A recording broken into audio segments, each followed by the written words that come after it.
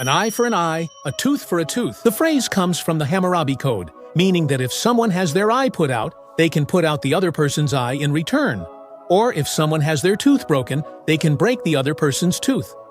Whenever a tragic murder case happens, this saying about so-called retributive justice is almost always brought up. You often see comments like this: "I want the criminal to go through the same thing." At first glance, it seems reasonable as a punishment that if you violate someone else's rights, the same thing should be done to you. This time, we'll talk about an incident where a certain person ended up receiving the consequences of the crime they committed themselves. You reap what you sow. Bad actions lead to worse outcomes. Was the fate she met truly divine punishment or not? In April 2022, the body of a woman was found buried naked in a field in Higashiura Town, Aichi Prefecture. Later, her identity was confirmed, and it was revealed that the body belonged to Noriko Kadota. In fact, she had committed a certain crime and was on probation at the time. From the condition in which she was found, it was clear that she had been murdered by someone and buried at that location. Why was she buried in the cold ground? Was it divine punishment for the crime she herself committed, as mentioned at the beginning? First, the incident caused by this person, Kadota, happened in 2019. Noriko Kadota, 37, worked at an adult entertainment venue in Nagoya City, Aichi Prefecture, and visited host clubs almost daily. She often borrowed money from the shop and hosts, failing to repay her debts, and grew jealous when her favored host got close to other female customers. Seeing them flirt made her jealous, and sometimes caused physical fights. In that community, she became notorious for her bad behavior and was recognized as a troublesome person. Despite that, she liked hosts. Because of this common interest, she started spending time with the other two women. They all worked at the same adult entertainment venue. They were Kazuo Ishikawa, who was 34 at the time, and Sachiko Inukai, who was 31. However, these three were not friends or colleagues. You could say their relationship was truly unusual. Initially, it appears Kadota and Ishikawa acted as a pair. At that time, their relationship was like that of a master and pet, with Kadota being the pet and Ishikawa the master. Ishikawa used violence to keep Kadota under control. The person who later joined their relationship was Inukai-san.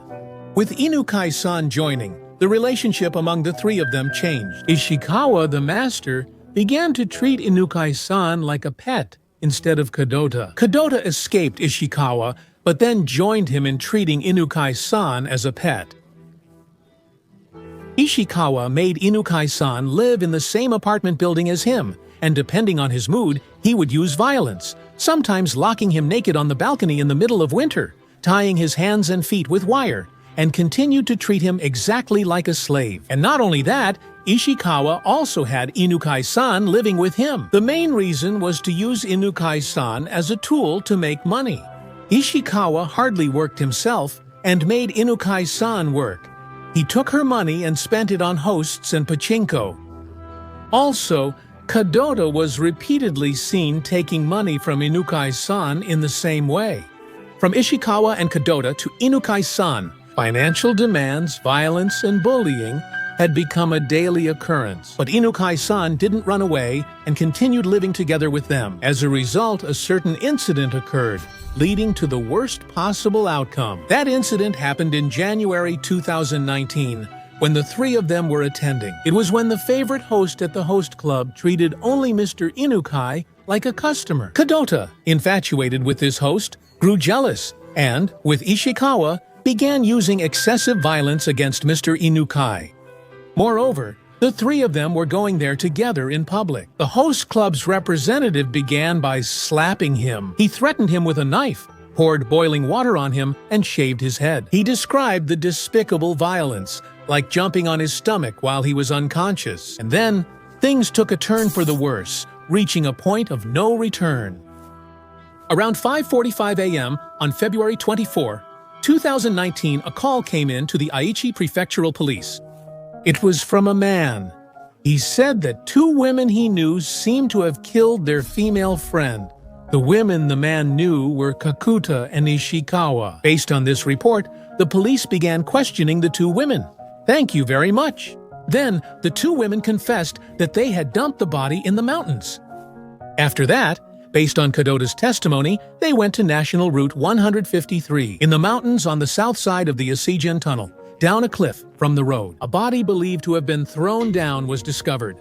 As a result of the autopsy, it was determined that the body was Mr. Inukai. The cause of death was traumatic brain injury due to a subdural hematoma. It was determined that the cause was a strong impact to the head when he was pushed off the cliff. Then, after the body was discovered, Ishikawa and Kadota were both arrested, according to their statements, and the body was found. Roughly 3 weeks earlier, on February 3rd, 4th, they violently assaulted Inukai-san.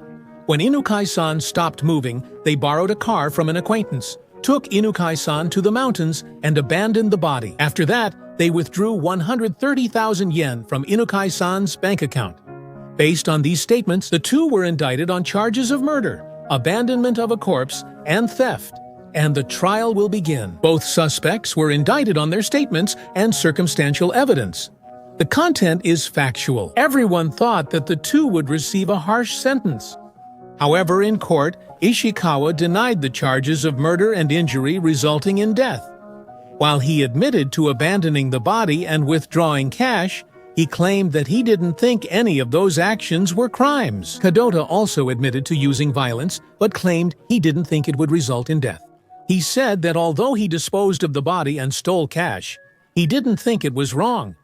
The defense argued that the prior violence was not something that would lead to death. I didn't know, and I didn't think it was wrong. There was no way such a ridiculous claim would be accepted, and it was expected that the two would receive appropriate sentences. However, the verdict handed down by the judge was unbelievable. Both were found not guilty of murder and manslaughter. Ishikawa was found guilty only of assault and theft. Though the prosecution sought 12 years, Ishikawa got 2 years and 8 months in prison, suspended for 4 years with probation. Kadota's sentence was even lighter. He was found guilty of assault and theft. Against the prosecution's demand for 8 years, he was sentenced to 2 years in prison. He received 4 years of probation with a suspended sentence and supervision. Why he was found not guilty of manslaughter? That was because the direct cause of Mr. Inukai's death could not be determined. Mr. Inukai had suffered from a brain disorder during his lifetime. However, it could not be concluded that the assault by the two directly caused the brain disorder. That point is one of the reasons why the charge of injury resulting in death was not recognized. The only real evidence supporting the injury resulting in death charge was Kadota's testimony. It was the content of his statement. But even that changed 2 or 3 times during the trial. It was determined that there were still doubts about the violent nature of the incident at that time. As a result, they couldn't connect the assault by the two people to Mr. Inukai's death. After that, the verdict on July 13, 2020 was finalized, and the two were finally able to return to their normal lives. Without receiving any punishment, they caused Mr. Inukai's death. The two returned to their lifestyle of frequenting host clubs, but that life would come to an unexpected end due to a certain incident. The turning point was Kadota's encounter with a certain person, whom he met through social media. Her name was Yukari Amaike, then 37 years old. Kadota also started meeting this Amaike in real life around January 2022. Kadota borrowed money from Amaike, and that caused some trouble. At the end of February 2022, Kadota told an acquaintance that he was having money troubles with Mr. Amaike. He said he was troubled because he was asked for money and wasn't sure if he should repay it. He consulted about this, but after that, Kadota became unreachable, and actually, right after this, she passed away. On May 31, 2023, Katsumi Yamashita, who was 54 years old at the time, was arrested on suspicion of abandoning Kadota's body. This man was dating Amaike, and the discovery of the body abandonment came to light when Amaike and Yamashita were arrested for a different incident unrelated to Kadota's case. During the interrogation, it was because Amaike gave a statement about Kadota's case. Amaike and Yamashita caused the incident in 2020. In April 2022, Yamashita forced a woman in her 20s into his car, threatened her with a knife, confined her, and assaulted her. At that time, Amaike, who was with him, stole 20,000 yen in cash.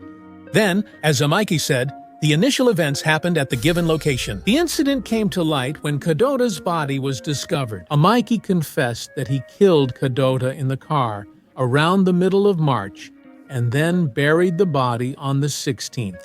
Amaike and Yamashita were unemployed with no fixed address, and they were living in a car. In other words, for several days until they buried the body, they spent time in the car together with the corpse.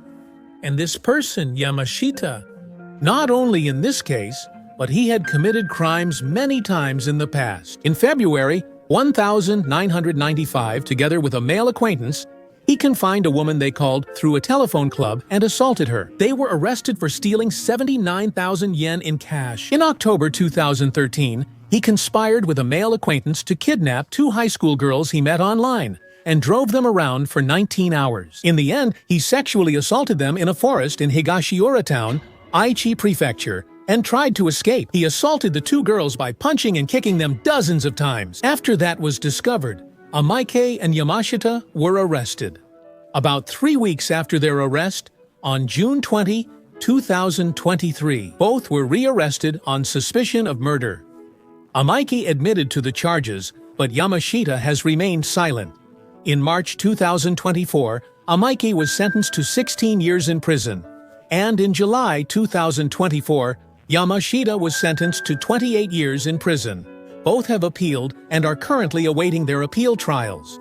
He defaulted on his debts and inflicted the suffering of being treated like a pet on others. After that, without atoning for his crimes, he lived without returning what he borrowed, forced others to endure the same suffering he experienced, and never made amends for his own mistakes. Did those actions lead her to a tragic death called divine punishment? Perhaps. You reap what you sow, cause and effect. Bad deeds bring worse consequences. How did you all feel about this case? Well then, that's all for today. Thanks for watching till the end.